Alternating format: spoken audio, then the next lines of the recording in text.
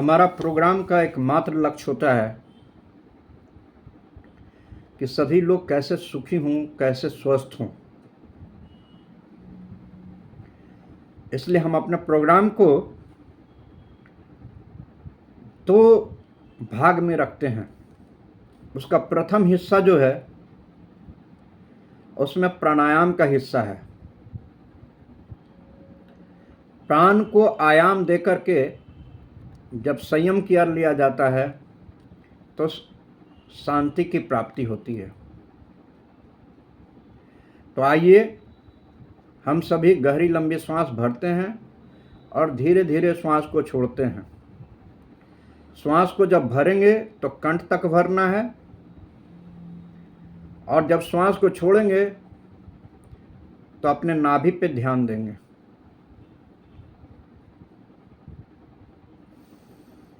धीरे धीरे श्वास को भरिए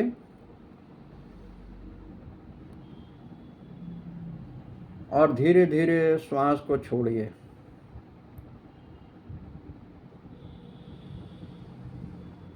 श्वास जब छोड़ें तो अपने नाभि पे ध्यान दें ताकि पूरा पेट से जो श्वास है वो निकल जाए। और श्वास को जब भरें तो कंठ पे ध्यान दें और अंत में शीर्ष के ऊपरी हिस्सा पे ध्यान दें। इससे शरीर में जो पंच प्राण हैं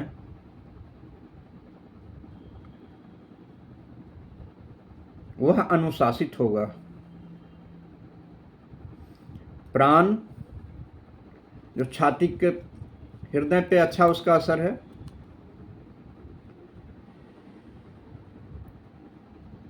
अपान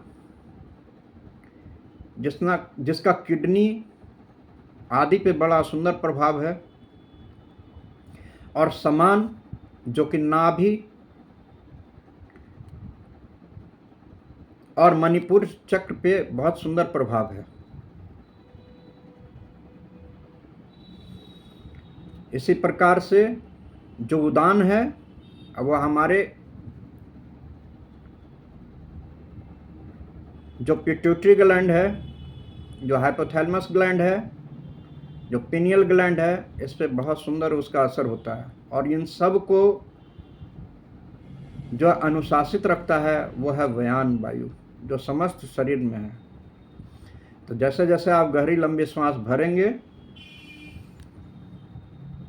और धीरे धीरे श्वास को छोड़िए।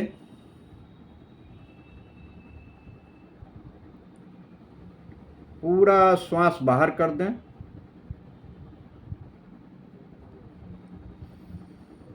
और पूरा श्वास को भरें ताकि एक एक सेल्स हमारे बॉडी के सभी ऑर्गन के सारे सेल्स ऑक्सीडाइज हो जाएं। यह जितना ऊर्जा आप भरेंगे उतना आपको सुख मिलेगा, शांति मिलेगा, आप ऊर्जावान फील करेंगे।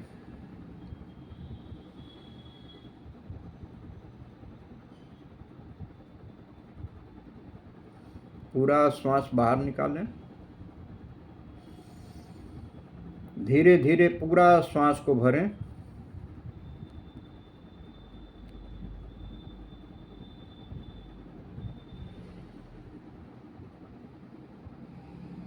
एक एक सेल्स आपका ऑक्सीडाइज हो जाए तो जो मैंने पांच जो मुख्य प्राण बताए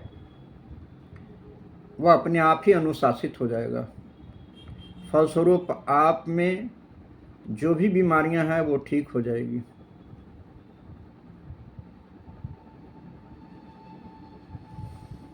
हमारे शरीर को ठीक रहने के लिए प्राण को अनुशासित होना बहुत ही आवश्यक है। संसार में अनुकूलता प्रतिकूलता आती रहती है। जब हम प्रतिकूल वातावरण में जाते हैं तो मन में अवसाद होता है। उससे हमारे जो सेल्स हैं वो डीऑक्साइड हो जाता है।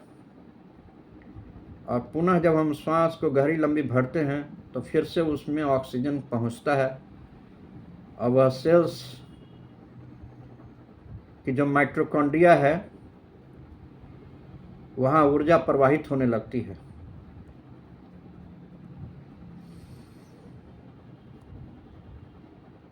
हमारे शरीर के बहुत सारे सेल्स ऐसे ही डेड हो जाते हैं।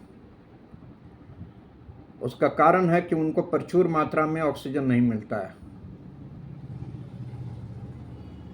तो हम अपने ध्यान को अपने श्वास पे ही केंद्रित करें और जिनको जिस विधि से अपने परमात्मा को याद करते हैं उनके धीरे धीरे आप शरणागति होते जाइए। मंत्र करना चाहते हैं तो मंत्र कीजिए, प्रार्थना करना चाहता है तो प्रार्थना कीजिए। अपने श्वास पे ही ध्यान दीजिए और धीरे धीरे गहरी लंबी श्वास भरिए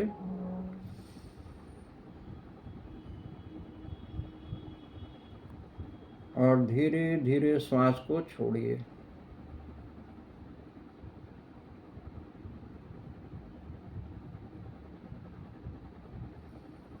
जैसे जैसे मन शांत होते जाए वैसे वैसे सांस की गति भी धीरे धीरे शांत होते जाएगी। फिर चुप होकर के, मौन होकर के अपनी उस शांत अवस्था का अवलंबन कीजिए।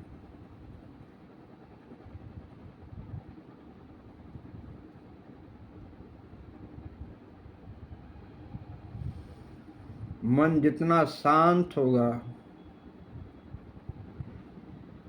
बुद्धि जितनी संयम में होगी, भीतर से शांति आपको उतना ही मिलता रहेगा।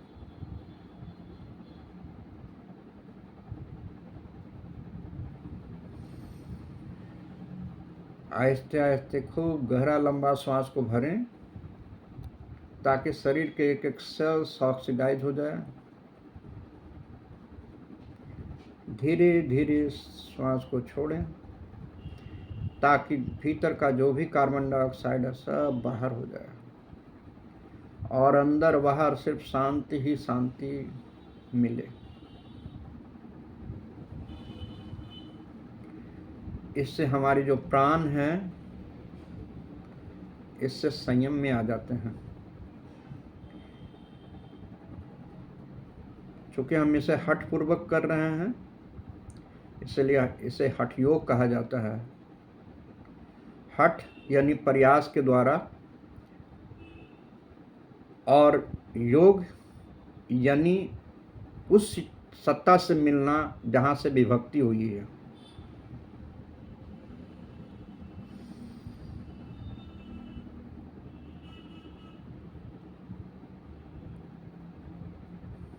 विभक्ति कहने का अर्थ है कि जहाँ से मैं प्रकट हो रहा है,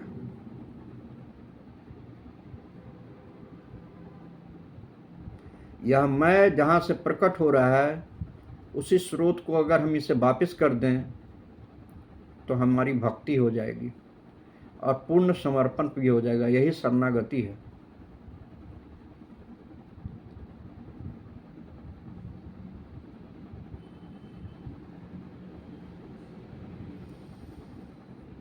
आपके भीतर जो सबका सब पे शासन करने वाला है वो हम ही सब ही का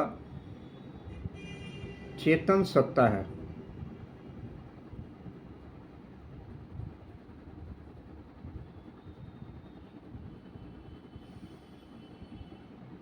जब आप सब समर्पित कर देंगे तो आपके भीतर वह चेतन सत्ता ही प्रकट होगा। यही इस प्राणायाम का मुख्य उद्देश्य है। श्वास छोड़ते जाएं और पूर्ण समर्पण अपने मैं भाव को हटाते जाएं। श्वास को भरते जाएं और अपने भीतर उस चेतन सत्ता में प्रवेश करने का प्रयास करते जाएं।